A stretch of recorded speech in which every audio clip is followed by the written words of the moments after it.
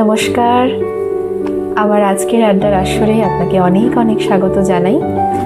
আজ আপনাকে শোনাবো একটা পাহাড় আর মেঘের গল্প। পাহাড়ের কোলে মেঘের আলো ছায়া, মেঘের লুকোচুরি দেখতে আমাদের সবার ভালো লাগে। চলুন আজকে পূর্ণেন্দু পত্রীর লেখনীতে আপনাকে শোনাই সেরকমই একটা পাহাড় আর মেঘের গল্প। কবি পূর্ণেন্দু পত্রীর লেখা কবিতা সেই গল্পটা। আমার সেই গল্পটা এখনো শেষ হয়নি।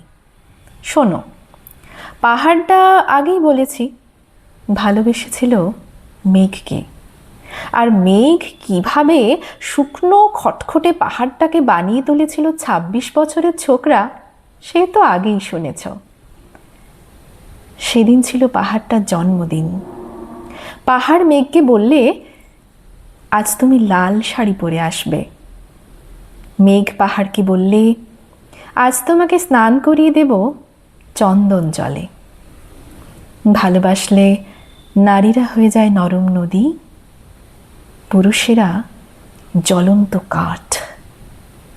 সেইভাবেই মেঘ ছিল পাহাড়ের আলিঙ্গনের আগুনে, পাহাড় ছিল মেঘের ঢেউ জলে। হঠাৎ আকাশ জুড়ে বেজে উঠল ঝড়ের জগঝম্প। ঝাঁকড়া চুল উড়িয়ে ছিনতাইয়ের ভঙ্গিতে ছুটে এলো এক ঝাঁক হাওয়া। মেঘের আঁচলে টান মেরে বললে, ওঠ ছুরি, তোর বিয়ে। এখনো শেষ হয়নি গল্পটা। বজ্রের সঙ্গে মেঘের বিয়েটা হয়ে গেল ঠিকই, কিন্তু পাহাড়কে সে কোনোদিনই ভুলতে পারল না।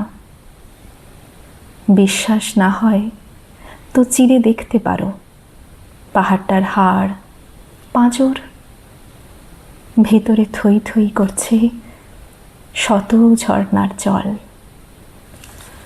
নমস্কার, ভালো থাকবেন। দেখা হবে খুব শিগগিরই পরের কোনো এক ভিডিওতে নতুন কিছু গল্প নিয়ে। নমস্কার।